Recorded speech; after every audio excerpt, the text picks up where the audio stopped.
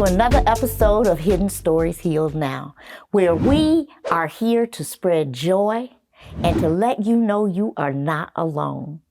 Today, I have the honor and the pleasure of having Shalawn with me.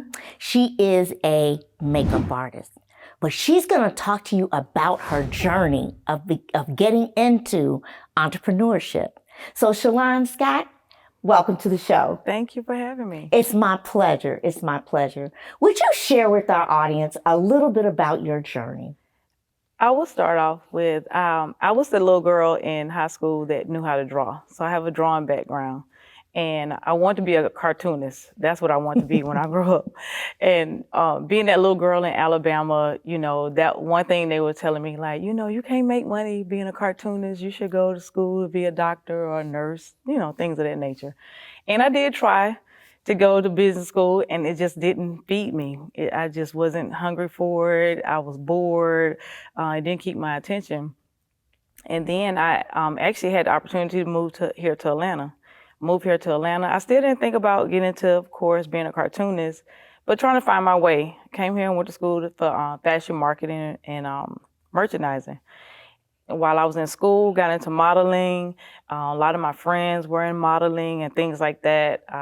And once I got there, got married right after I graduated. So had kids, had the family life, you know, all that fun stuff. And I just remember one day my daughter, my youngest, needed a project to be done. And you know how kids are, you know, last minute, like, oh yeah, Mom, I got this project I need to do in 2.5 seconds, you know. Yeah, absolutely. Right. So I'm like, well, you know what? I'll just draw the globe. I forgot, it was like the world, like, you know. And so I said, I'll draw it. And so she was standing there, she's like, Mom, I didn't know you could draw. I was like, oh yeah, I forgot, yeah. But, and I kind of suppressed it, you know, because I was hearing from adults that wasn't something that was reachable for me. And I did take that along with me in life. And when she said it, then afterwards I would see her doodling. And I was like, well, she's not doodling. Like, she's really doing, you know, drawing. Mm-hmm. And from then on, I bought her little books and let her, you know, kind of do her thing and allow her creative juices to flow. Later on, I was a manager at Nordstrom's for some years. And I had clients that would just ask me, like, can you help me, you know, dress me for events and things like that. And I was like, oh yeah, of course. And one day, this one particular client came and asked me, she was like, well, can you do my makeup? I'm like, makeup? Girl, I just do my own. I know that story. Right. And so, however, I took the challenge and I did it. I did her makeup. She loved it. And you know, one thing that I look back on my journey is that if I didn't take that just to try or that leap, I feel like I wouldn't be where I am now. And God just started opening up doors. Like literally every day, people just stop me. Who does your makeup? And I'm still not putting two and two, like, you know, I can get into this makeup thing, you know. And my ex-husband, or my husband at the time, I just told him, I was like, you know, I'm gonna try this makeup thing. I honestly didn't have a rhyme or reason or a path to go to try to figure out how to get into makeup here in Atlanta. And just started to just walk into it. And I got my first gig with L'Oreal, a commercial.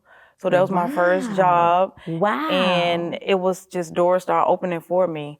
I have a cousin that lives in Houston. Her makeup brand is Lamique Beauty. So I started managing her line here in Atlanta. So she opened up a boutique here in Atlanta. I was still at Nordstrom's. You know, I was still kind of playing it safe because I was still thinking that was reachable for me. And I just remember one day at the boutique, and I was like, wow, this is what a peace of mind feel like, you know? And I immediately, you know, called Nordstrom's, and I told them, I was like, you know, I'm gonna put my 2 weeks notice in. And they were like, what? And I was like, yeah, I'm leaving. I just want to try it. And I'm grateful that I took that leap, and here I am now. Wow. Wow. So, you know, it's interesting. You said a number of things that were really important. As we talk about our journeys, right? You took a risk, yeah, right? But I think what's really important that I want a lot of parents to hear is that they put something in your head that you never let go of. Absolutely, yeah. And by not letting go, you never tried. And you know what's interesting about that is, you know, I can share a similar experience, which is why it's very crazy that I'm sitting here doing this. When I was a young girl, I told my dad and told my mother and father that I wanted to be a talk show host. And I wanted to be a talk show host and I wanted to act. And I was plump. And my daddy looked at me and he said, look, they don't put fat girls up on the screen. They don't give them opportunities. Right. You are blessed with the knowledge of technology. You do it well. Go use your brains and make some money, right? We don't need any starving artists around here, right? And I said, okay. So I did. I did my career in technology and I did extremely well. It wasn't like I was bad at it. It wasn't like I couldn't make a lot of money. I did. I mean, I had a great lifestyle, moved up through the senior ranks, etc. But there was always something that wasn't fulfilled, right? I can understand it. So when I got the opportunity, it was 2 years ago, 2 years ago, I was asked to be a guest on somebody else's show. And the adrenaline just started flowing. It just started flowing. And I was like, oh my God, I love this. I love this. I love this, right? And I was like, So I left and I said, but who I am is about helping others. That's who I am. Right. So how can I take this passion for this show and help others and combine them? And that's how this show was born. Wow. Was that I wanted to take other people's experiences and I wanted to share joy and hope. And then I decided, okay, well, you can do that on the lifestyle side, but you can still have a career one. So I did a second show and, decided to do it on the business side. But I say all of that to say that, sometimes parents put things in our minds and we can't let go. We don't know how to let go. And then it stops us. So let's be cautious about what we say that our children can and cannot do. Now, I'm an old lady trying to do this, but that's okay. I finally got here. It took me a minute, but I got here. We're going to take a station break. And when we come back, we're going to hear some more about Shalawn's story. We'll be right back. Every story has a hidden element that is not often shared. Hidden Stories, Healed Now, with host Vicki Wright Hamilton, seeks to share the hidden gems in real-life experiences. Our guests are ordinary people sharing their stories of overcoming insurmountable odds while providing hope and inspiration. Welcome back. So, Shalawn, you talked a lot about how you got into entrepreneurship, but you can't just quit and say, I'm going to have money in my pocket and put food on the table tomorrow, right? So you were working at Nordstrom's, you got this boutique at the same time, you were trying to hedge your bets, etc. How did you even begin to build a clientele? Where did you go? How did you know where to go? With LaMink Beauty, actually she dissolved the boutique business side of it and went straight online.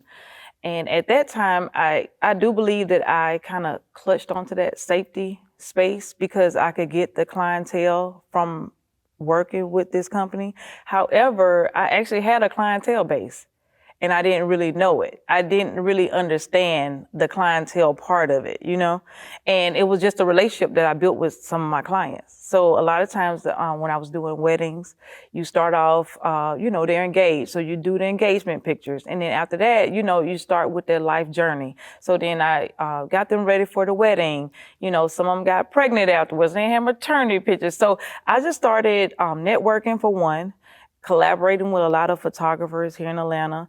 And actually was going through a divorce through the whole thing. So I went and actually became a single parent during this whole time of me starting to be an entrepreneur, which was scary, However, I knew that this is where I was supposed to be, I met a lot of women. They've actually helped me in a lot of cases, especially with being a single parent now, going through a divorce. So a lot of women were really pouring into me. And I didn't really know. And I was always that kind I didn't really tell my problems to anybody. And it was unbeknownst to me, they were really healing me at the same time. So my clientele base, I'm so grateful for them. A lot of them, I try to tell them every time I, get engaged with them or when I see them out or however, but yeah, I just continue to move forward. You know, I collaborate with even other entrepreneurs who would just ask me, and I would just start asking them questions on what I could do and other avenues I could do to continue my entrepreneur business. And I could say 10 years later, I've been able to travel around the world doing makeup. I've been on many shows working behind the scenes, being lead makeup artist. So I promise you, I look back a lot and I didn't even count the years. Someone just told me the other day it was over 10 years. I was like, 10 years? However, but I'm blessed to be where I am now. I'm still learning. I'm still learning now. Now I'm in a new relationship, got a new boo. You know, and my daughter is 19. So I'm learning every day. I'm open to so much. I think sometimes we get to the point where we feel like we don't learn, or it's bad that you may not know everything. But even if you're a seasoned entrepreneur, you always be open to learning from somebody. You know, I learned from new makeup artists. Because, you know, so many trends out here nowadays. So they've even taught me how to continue my clientele and my entrepreneurship life. So. That's awesome. And, you know, I think the key here that you said that becomes important is be willing to ask for help, number one, but realize you never will know everything. Right. I have always had a philosophy. I stay with the young folks because I want them to continue to teach me. Right. Exactly. I don't ever want to feel like I'm old. Exactly. Right? I don't want to be old. I don't want to be exactly. I don't want to be that one that they look at and they go, "Oh my gosh, you so old." No, honey. You know, I want to stay with the young people so you tell me what's hip, what's not, etc. It's funny because I have, you know, we all as we grow up and we get adopted nieces and nephews and all of that, and one of my best friends' granddaughter calls me auntie, and she just graduated from college not too long ago. And so I have to call her and say, "I'm wearing this. Does this look okay?" And she's like, that look like Granny. You don't need to put that on." I'm like, okay, right. Because you do want, it's all about learning something fresh and new and being open to that, right? And open to those new experiences. So I think that's important too. Yes. I'd like to switch the subject a little bit because I know a lot of our listeners out there want to be makeup artists, but everybody goes, "I want to be a makeup artist and I want to work for, you know, the celebrities. I want to be a makeup artist, but, you know, I want to go to Tyler Perry's show. Right. I want to, you know," talk to us a little bit about how do you cultivate to get there?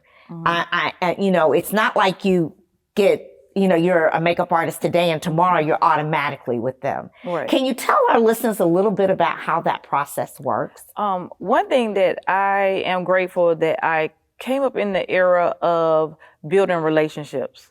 I think nowadays, some of the makeup artists who I've seen and been around or seen on Instagram or social media, they are more transactional. So they don't think about actually building relationships. Relationships is very, very important.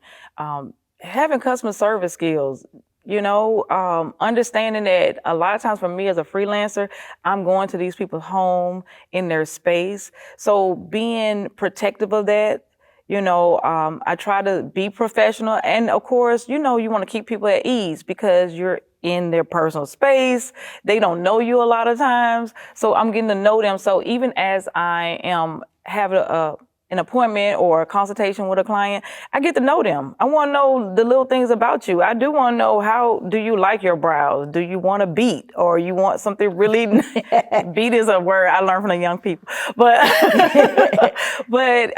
just getting to know a person. And I think, and you said once before through our conversations, is about how to make someone feel. So I always make sure that my clients are really comfortable, you know, because they don't know me.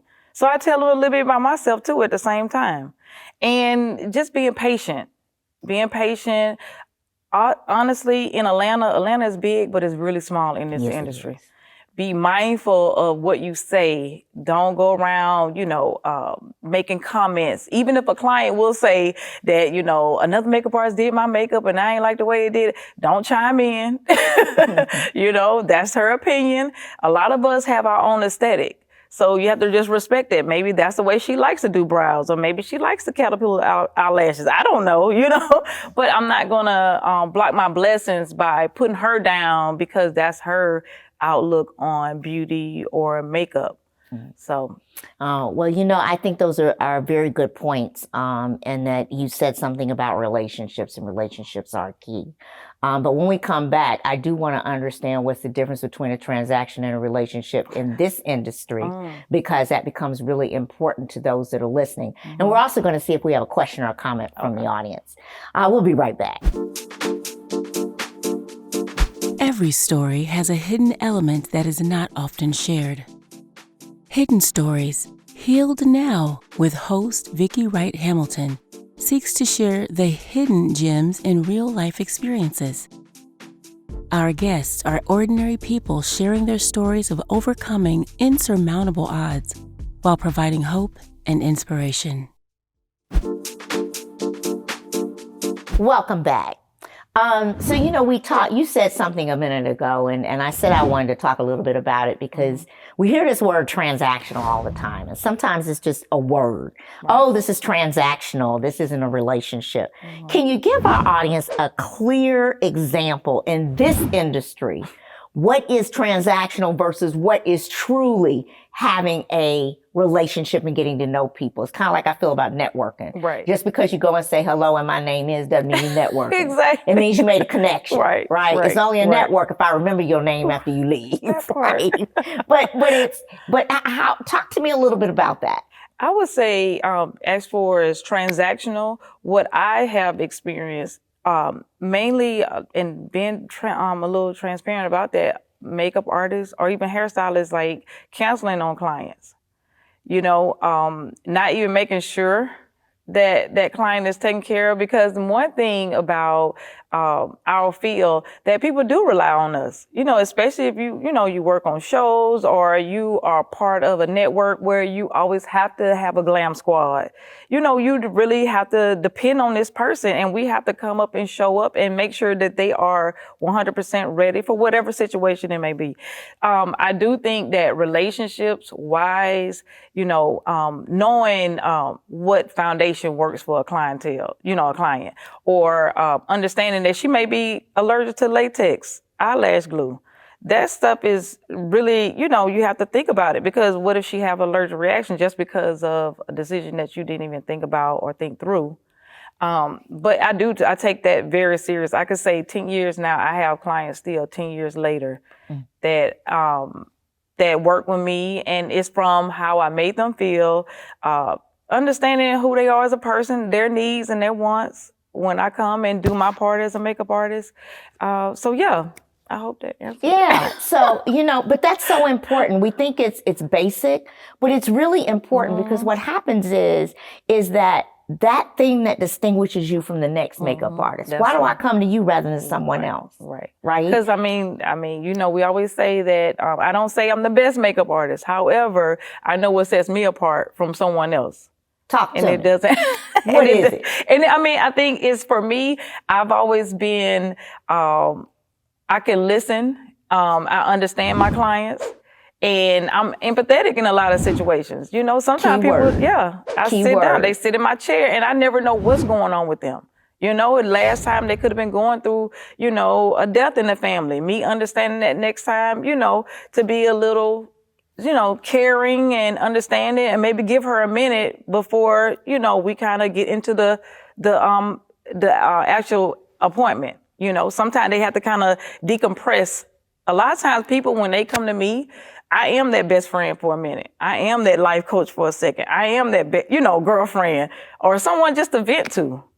So, and I do take that with, I'm real careful with that. And something that is really, really important that I think we all have to have more of is empathy. Yeah. And when we talk about emotional intelligence, empathy is one of the greatest things you can give to build a solid relationship. Because empathy simply says, I can put myself in your shoes. I hear you. I understand. You don't have to agree and say that, just because you don't agree doesn't mean you don't have empathy.